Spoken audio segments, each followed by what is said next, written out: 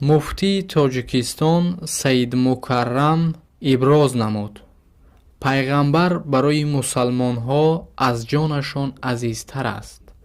баъди қазияи намоиши карикатураҳои пайғамбари ислом дар Фаронса аз сӯи як муаллим дар мактаб, сар буридани муаллим аз ҷониби як мусалмони наврас ва вокинушҳои раисҷумҳури Фаронса Эммануэл Макрон бар пайи ин ҳодиса дар олами ислом мавҷи эътирозҳоро ба вуҷуд овард.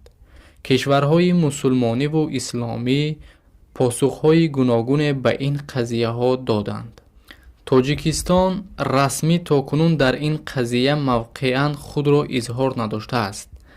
хабаргузории Азия Плюс аз Саид Мукаррам Абдулқодирзода, раиси шӯрои уламои марказии исломии Тоҷикистон пурсид, ки ба ин ҳаводис чӣ назар дорад.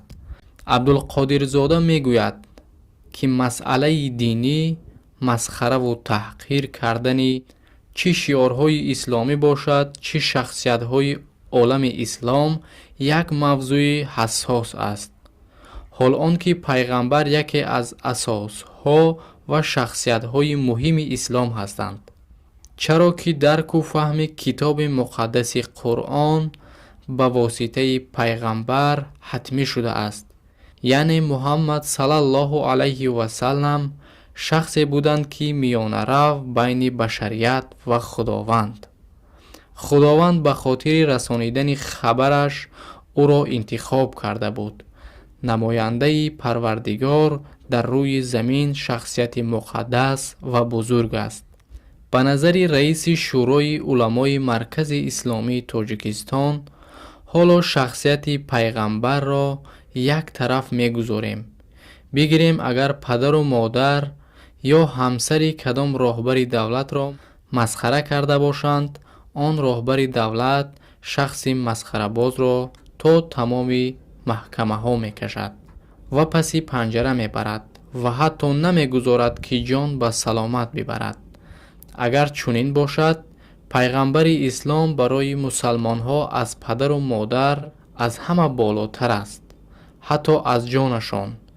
яъне ба шӯри мусалмон расидан ба торҳои ҳасосии эътиқоди ӯ, нохун задан ба мисли ханҷар задан ба ҷони ӯст. барои ҳамин мо кори он ҷавонеро, ки аз ҳаёт чизе надида буд, таъкид мекунем.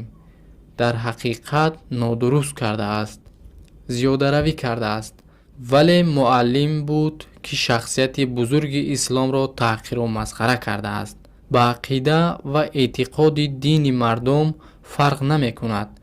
хоҳ яҳудӣ ҳаст, хоҳ мусалмону маҷусиву масеҳӣ. иҳонат кардан кори бисёр хатарнок аст, ки паёмадҳои ҷиддӣ дорад. Саид Мукаррам Абдулқодирзода бар ин назар аст, ки исломро бо терроризм айбдор кардан ё муттаҳам донистан муд шудааст, яъне мода. ба андешаи ӯ, ҳоло он ки ислом дини сулҳ аст, маънои ислом ин сирф осоиштагӣ ва сулҳ мебошад, яъне хайрхоҳӣ. вале корҳое шуда истодааст, ки на ба ақл рост меояд ва на ба